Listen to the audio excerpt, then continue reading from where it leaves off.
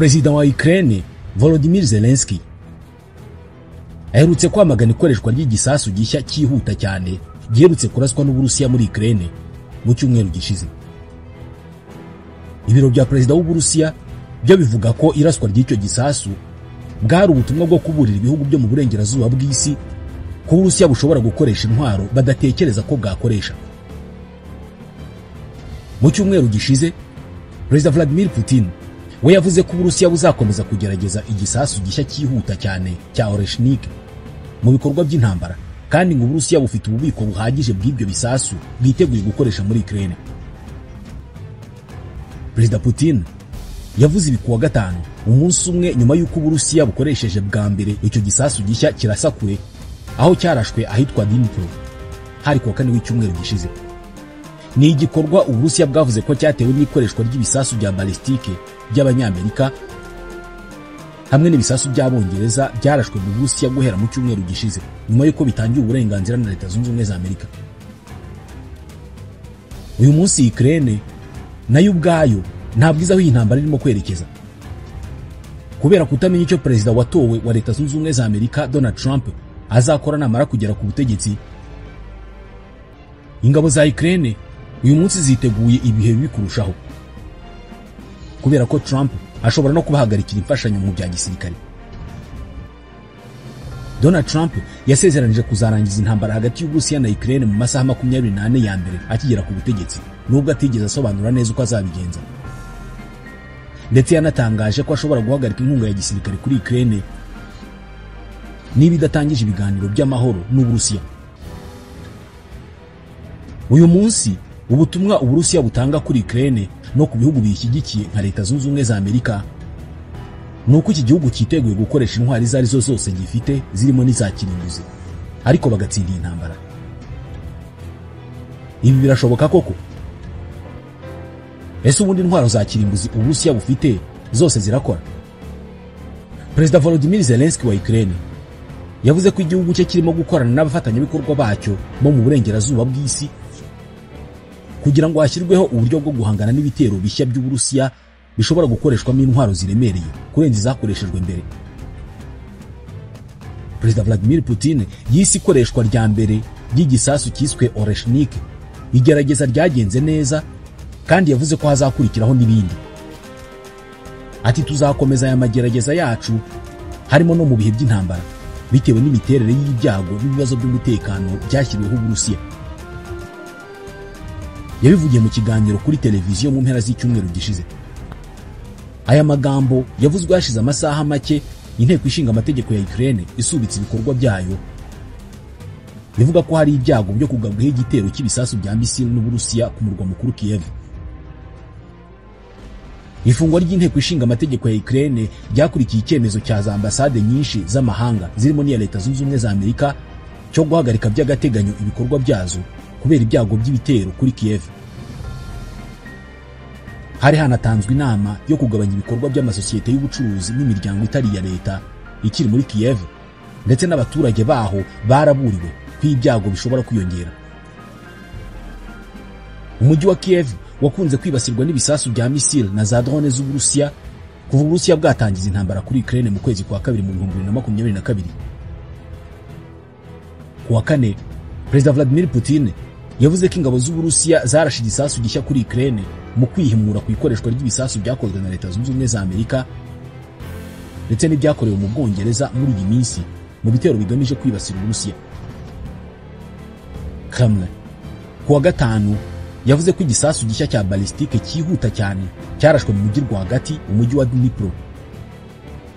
Iki ngiki ngo cyari ubutumwa bwo kuburira ibihugu byo mu burengerazuba bw'isi ko Uburusiya buzasubiza ibikorwa byabo byose byo kutita ku ngaruka. Uburusiya bushobora gukoresha intwaro za kirimbuzi. Ku munsi Uburusiya bwatangirijeho ibitero byeruye kuri Ukraine mu kwezi kwa kabiri mu 2022, Anton avuga ko ikigo cya gisirikare cy'intwaro kirimbuzi za nucleaire yakoragamo ngo cyari kiryamiye amajanja cyiteguye kurwana byuzuye. Uyu witwa Anton ni BBC yamuhaye izina. Nuwahoze ari umusirikare mukuru mu ngabo z'Uburusiya zirwanisha intwaro kirimbuzi. uyu nguyu yavuye muri iki gisirikare ndetse ahita ahungira mu Bwongereza. Yaganiriye n'ikinyamakuru BBC. Ati mbere y'iyi ntambara twakoraga imyitozo gusa, ariko ku munsi intambara yatangiriyeho intwaro za kirimbuzi z'Uburusiya zari ziteguye cyane. Ati twari twiteguye kohereza ingabo mu nyanja ndetse no mu kirere, ndetse urebye twari twiteguye kugaba igitero cy'intwaro za kirimbuzi. Umunyamakuru wa BBC yahuye n'uyu mugabo ahantu hibanga hanze y'Uburusiya. Kubw'umutekano we, BBC ntabwo yigeze hishura aho hantu hariho bahuriye, gusa byemezwa ko ari mu Bwongereza. Banahinduye izina rye ndetse nta nubwo bagaragaza isura ye. Iri zina Anton ntabwo ari izina rye nyakuri. Yari umusirikare mukuru mu kigo cy'ibanga rikomeye cyane cy'intwaro za kirimbuzi mu Burusiya. Yeretse umunyamakuru wa BBC ibyangombwa byemeza umutwe w'ingabo yakoreragamo, ipeti rye ndetse n'icyo kigo. BBC ntabwo yashoboye kugenzura mu buryo bwigenga ibintu byose avuga n'ibyo yerekanye, nubwo bihuye n'ibyo Uburusiya bwatangazaga icyo gihe. Nyuma y'iminsi 3 ingabo z'Uburusiya zinjiye muri Ukraine, Perezida w'Uburusiya Vladimir Putin yavuze ko ingabo zishinzwe gukumira ibitero by'intwaro kirimbuzi zategetswe kwitegura ku buryo mu buryo bwihariye ziba ziteguye ibikorwa byo kurwana. Uyu Anton yavuze ko kwitegura kurwana byashyizweho ku munsi wa mbere w'intambara, ndetse avuga ko umutwe w'ingabo yari arimo wafungiraniwe mu kigo. Ati icyo twabonaga gusa yari televiziyo y'igihugu cy'Uburusiya. Ati rwose ntabwo nari nzi icyo ibyo bintu byose byari bisobanuye. Ati nahise nkora inshingano zanjye. Ati ntabwo twari turimo kurwana mu ntambara, twari turinze gusa intwaro za kirimbuzi. Yongeyeho ko uko kuryamira amajanja kwakuweho nyuma y'ibyumweru 2. Kwakuweho nyuma y'ibyumweru hagati ya 2 na 3 intambara itangiye. Ubuhamya bw'uyu musirikari butanga ishusho y'imikorere y'ibanga ikomeye ry'imbere mu ngabo z'Uburusiya zirwanisha intwaro za kirimbuzi. Ni gake cyane abasirikare b'Abarusiya baganira n'abanyamakuru. Asobanura ati mu ngabo zirwanisha intwaro kirimbuzi habera ijonjora rikomeye cyane. Buri wese aba ari umusirikare w'umwuga, nta bashya binjiye mu gisirikare vuba bari muri urwo rwego. Ati haba amagenzura ahoraho ndetse n'amasuzuma yo gutahura niba uhari wese ntabyo yabeshye. Ni amagenzura akorwa mu buryo buhoraho. Umushahara bahembwa nawo nguri hejuru cyane, ndetse izo ngabo ntabwo zoroherezwa mu ntambara. Ziri aho gusa kugira ngo zihashye igitero cy'intwaro kirimbuzi cyangwa se kugira ngo zigabe icyo gitero. Ni aba-enjeniyeri bo ku rwego rwo hejuru bazi cyane iby'ubugenge n'ubutabire. Uyu wahoze ari umusirikare mukuru muri uyu mutwe w'ingabo avuga ko ubuzima bw'aba basirikare bugenzurwa cyane. Ati yari inshingano yanjye kugenzura ko abasirikare nyoboye batazana telefoni n'imwe kuri icyo kigo cy'intwaro kirimbuzi. Ni sosiyete cyangwa se umuryango ufunze cyane, nta bantu batazwi bahaba. Iyo ushaka ko ababyeyi bawe bagusura, uba ugomba kohereza ubusabe kuri FSB. Uru ni urwego rw'ubutasi bw'Uburusiya. Ubwo busabe ukabwohereza amezi 3 mbere y'uko abo babyeyi bawe bagusura.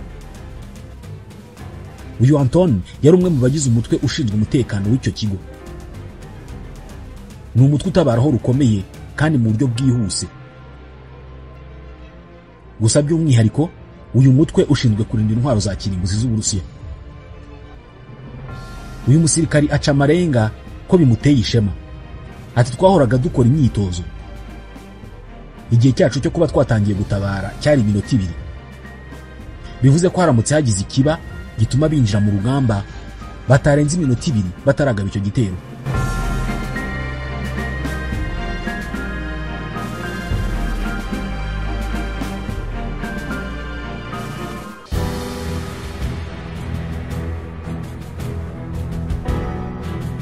Uburusiya bufite intwaro kirimbuzi zikora zigera ku 4380 nk'uko ishyirahamwe rya Amerika ry'abahanga muri siyanse ribivuga.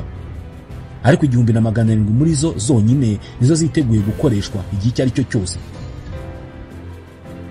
Ibihugu byo mu muryango wo gutabarana w'Uburayi na Amerika OTAN bifite umubare nk'uwo nguwo w'intwaro kirimbuzi biziteranyije byose. Hari n'impungenge niba Perezida Vladimir Putin ashobora guhitamo kugaba igitero cy'intwaro kirimbuzi zikoreshwa ku rugamba zizwi nka non-strategic nuclear weapons. cyangwa se zizwi akenshi nka tactical nuclear weapons mu cyongereza. Ni misile ntoya cyane muri rusange zidateza ingaruka z'ubumara ahantu henshi, ariko ikoreshwa ryazo ryatuma intambara ifata indi ntera iteje akaga. Ibiro bya perezida w'Uburusiya Kremlin byakomeje gukora uko bishoboye kose kugira ngo birakaze uburengerazuba bw'isi, ni ukuvuga Uburayi na Amerika. Mu cyumweru gishize honyine Perezida Putin yemeje impinduka ku mahame agenga ikoreshwa ry'intwaro kirimbuzi. Ni amategeko agenga uburyo n'igihe Uburusiya bushobora gukoreshereza intwaro za kirimbuzi. Ayo mahame ubungu bavuga ko Uburusiya bushobora gukoresha izo ntwaro igihe cyose bugabweho igitero kinini cyane cya misile zisanzwe kigabwe n'igihugu kidafite intwaro kirimbuzi, ariko harimo uruhare cyangwa se ubufasha bw'igihugu gifite intwaro kirimbuzi. Abategetsi bo mu Burusiya bavuga ko aya mahame avuguruye akuraho neza kuba Uburusiya bwashobora gutsindwa ku rugamba. Intwaro kirimbuzi z'Uburusiya zose zirakora. Inzobere zimwe zo mu burengerazuba zumvikanishije ko intwaro nyinshi z'Uburusiya ari zo mu gihe cya Leta Zunze Ubumwe z'Abasoviete, ubwo ni mu myaka irenga 30 ishize, kandi zimwe muri izo ntwaro ngo ntabwo zigikora. Gusa uyu musirikare mukuru waganiriye na BBC uhoze mu mutwe w'ingabo zirwanisha intwaro kirimbuzi ahakana iki gitekerezo, akavuga ko ari imyumvire yoroheje cyane y'ingirwa nzobere. Ati hashobora kuba hari intwaro zimwe za kera mu turere tumwe na tumwe tw'igihugu, ariko iki gihugu gifite ububiko bunini cyane bw'intwaro kirimbuzi. Ni intwaro kirimbuzi nyinshi kandi nyinshi zirakora. Ashimangira ko intwaro kirimbuzi z'Uburusiya zikora byuzuye kandi ko ziteguye urugamba. Ati umurimo wo kwita ku ntwaro kirimbuzi ukorwa mu buryo buhoraho, ntabwo uhagarara na rimwe n'umunota umwe. Nyuma gato y'uko igitero gisesuye cy'Uburusiya, ni ukuvuga intambara y'Uburusiya na Ukraine itangiye, uyu Anton avuga ko yahawe icyo yise itegeko ry'ubugizi bwa nabi. Yasabwe guha amasomo abasirikari yari ayoboye akoresheje amabwiriza asobanutse neza yanditse. Yari amabwiriza yavuga ko abasivili b'abanya-Ukraine ari abarwanyi nk'abandi bose, ndetse ngo bakwiye gushwanyaguzwa. Ati uwo ni umurongo ntarengwa kuri jyewe. Ati icyo ni icyaha cyo mu ntambara. Naravuze ngo sinzakwirakwiza icengeza amatwara mu basirikari. Abasirikari bakuru b'Uburusiya ngo bacyashye cyane cyangwa se bahannye uyu Anton, bamwohereza mu mutwe w'ingabo cyangwa brigade uhora ujya ku rugamba wo mu kindi gice cy'Uburusiya. Yabwiye ko azoherezwa ku rugamba mu ntambara kubera ko gasuzuguro ko kwanga kubwira abasirikare be ko bakwiye gufata abaturage ba Ukraine nk'abasirikari, bityo bakaraswaho nk'aho bari ku rugamba. Iyi mitwe y'ingabo akenshi yoherezwa ku rugamba nk'icyiciro cya mbere, ndetse abasirikare benshi batorutse igisirikare babwiye BBC ko abanyakavuyo muri abo basirikari badashyigikiye intambara bagiye bakoreshwa nk'abadafite akamaro, bityo bakoherezwaho rukomeye kubera ko ntacyo babaga bamaze nyine, bityo bagapfa mbere. Mbere yuko ashobora koherezwa ku murongo w'imbere wo ku rugamba, uyu mugabo yashyize umukono ku itangazo yanga kujya mu ntambara, ndetse ashyirirwaho dosiye yo mu rwego nshinjabyaha.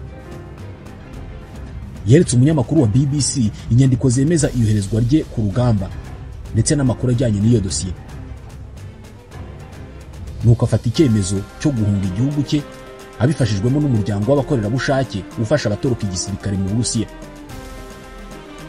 Ati iyo nza guhunga mva mu kigo cy'ingabo zirwanisha intwaro kirimbuzi, ishami ryaho ry'urwego rwa FSB byari kumfatira ingamba zikaze, ndetse birashoboka ko ntari kuba narashoboye kuva mu gihugu. Ariko yemeza ko kubera ko yari yaroherejwe mu mutwe usanzwe ujya ku rugamba, uburyo bw'umutekano bwo gutanga uruhushya rwo ku rwego rwo hejuru ngo ntabwo bwakoze. Uyu Anton yavuze ko ashaka ku isi yose imenya ko abasirikare benshi b'Uburusiya badashyigikiye intambara. Umuryango w'abakorerabushake ufasha abasirikare b'Uburusiya batoroka witwa Idit Lesson, bivuze ngo nyura mu ishyamba cyangwa se bura. Uyu muryango wabwiye BBC ko umubare w'abasirikari batoroka bashaka ubufasha bwawo ngo wiyongereye cyane, ugera ku basirikari 350 buri kwezi. Ibyago kuri abo bahunga nabyo birimo kwiyongera. Nibura umusirikare umwe watorotse yarafashwe aricwa nyuma yo guhungira hanze y'igihugu, ndetse habayeho ingero nyinshi z'abasirikare basubijwe mu Burusiya ku ngufu bakaburanishwa. Nubwo uyu Anton yavuye mu Burusiya, avuga ko inzego z'ubutasi z'Uburusiya zikirimo kumushakisha. Ati mfata ingamba zo kwirinda hano, nkora mu buryo butagaragaza umwirondoro wanjye, ndetse nta nubwo ngaragara muri systeme cyangwa se mu buryo bw'ikoranabuhanga ubwo aribwo bwose bwa leta. Avuga ko yaretse kuvugana n'inshuti ze zo kuri icyo kigo cy'intwaro za kirimbuzi kubera ko ashobora kuzishyira mu byago. Ati bagomba gukora amasuzuma atahura niba batabeshya, ndetse gushyikirana nanjye uko ariko kose gushobora gutuma bashyirwaho dosiye zibashinja ibyaha. Ariko arabizi neza ibyago arimo nawe ubwe bitewe no gufasha abandi basirikare guhunga. Ati ndabyumva neza uko ndushaho kubikora niko ibyago byiyongera cyane, ko byashoboka ko banagerageza kunyica.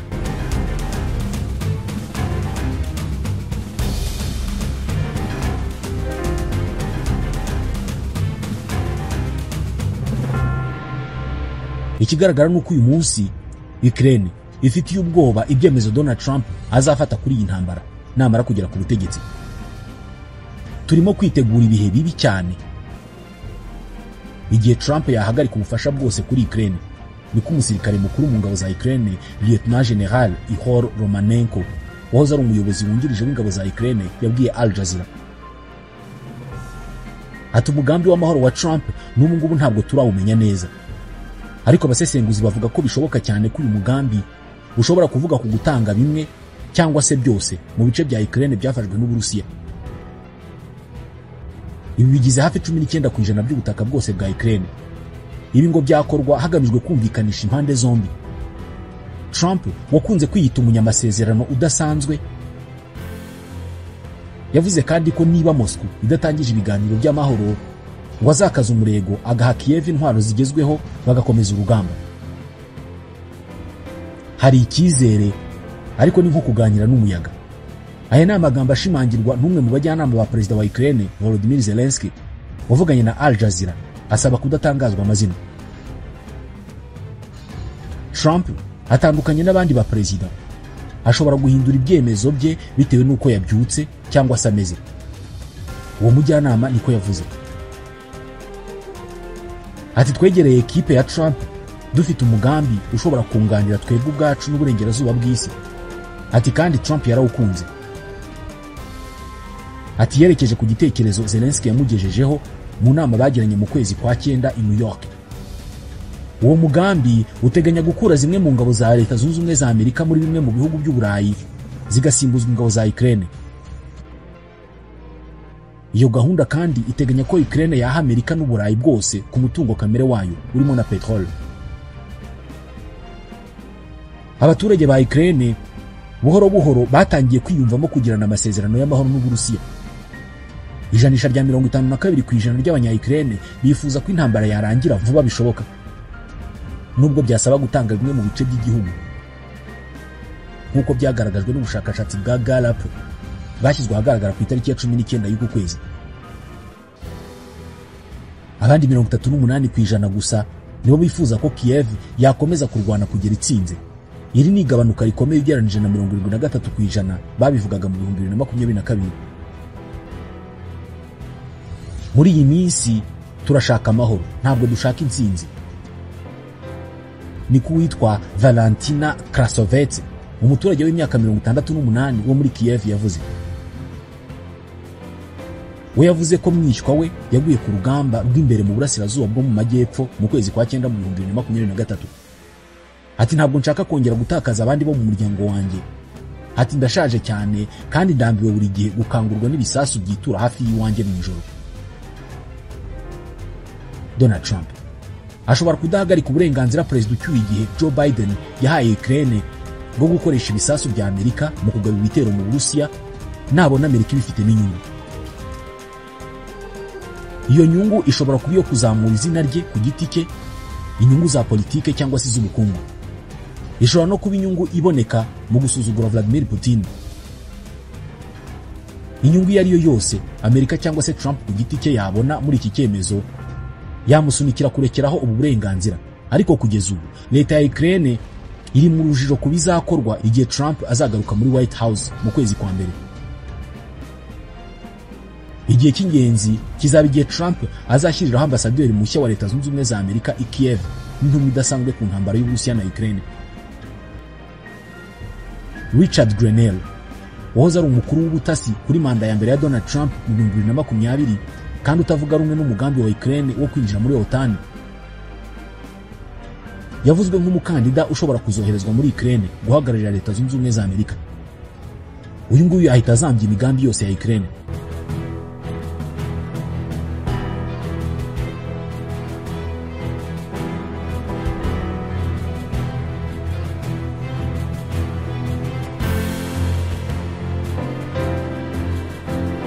Undi muntu w'ingenzi mu hazaza ha Ukraine ni senateri w'umurepublicain Marco Rubio, wahawe na Perezida Trump inshingano zo kuba umunyamabanga wa Leta Zunze Ubumwe za Amerika ushinzwe ububanyi n'amahanga.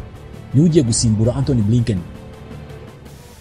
Rubio kugeza ubu yagaragaje ko ashyigikiye ibiganiro by'amahoro hagati ya Kiev na Moscow kurusha kongera inkunga ya gisirikare kuri Ukraine. Yari umwe mu badepite b'abarepublicain 15 batoye banga gutanga miliyari 61 z'amadolari y'inkunga ya gisirikare kuri Kiev muri Mata. Abarepublicain babanje gutinza uwo mushinga w'itegeko mu gihe cy'amezi menshi, kandi ubwo butinde bwagize uruhare rukomeye mu ntambwe ikomeye igisirikare cy'Uburusiya cyateye mu kwigarurira uburasirazuba bwa Ukraine. Moscow imaze kwigarurira nibura kilometero kare zisaga 2,000 kuva mu 2023, nubwo bivugwa ko yabuze abasirikari 100,000. Trump yavuze ko azagira Rubio umunyamabanga wa leta ku itariki ya 13 y'ukwezi kwa 11. Maze mu masaha make Minisitiri w'ububanyi n'amahanga wa Ukraine Andriy Sybiha avuga ko yiteguye guteza imbere amahoro binyuze mu mbaraga zose zishoboka muri diplomasi. Yongeye gukoresha amagambo Zelensky yakoresheje ubwo yihutiraga gushimira Trump ku ntsinzi ye mu matora yabaye ku itariki ya 5 y'ukwa 11. Nikolai Mitrokin ni umushakashatsi wo muri kaminuza yitwa Bremen mu Budage. Yavuze ko nubwo ibyemezo by'abagize ekipe ya Trump ku giti cyabo nta wamenye uko bizaba bihagaze, ariko hari ibimenyetso byerekana ko Zelensky yaba yararetse umugambi we w'ingenzi wo kugaruza ibice byose byafashwe n'Uburusiya harimo na Crimea Moscow yigaruriye mu 2014. Rwose Zelensky ngo nawe yaba yiteguye guhara ibice ariko intambara ikarangira. Mbere yo gutorwa kwa Trump, Kiev yari ishikamye rwose ku cyemezo cyo kutemera ko Uburusiya bwigarurira burundu ibice bya Ukraine bwafashe. Gusa iyi myaka igiye kuba 3 muri iyi ntambara nayo ishobora kuba yarananije Ukraine ku buryo nayo yiteguye gukora icyo ari cyo cyose ngo iyi ntambara irangire. Gusa nanone nta wamenya niba biterwa no kuba intambara irambye cyangwa se niba ari ugutinya icyo Uburusiya bushobora gukora.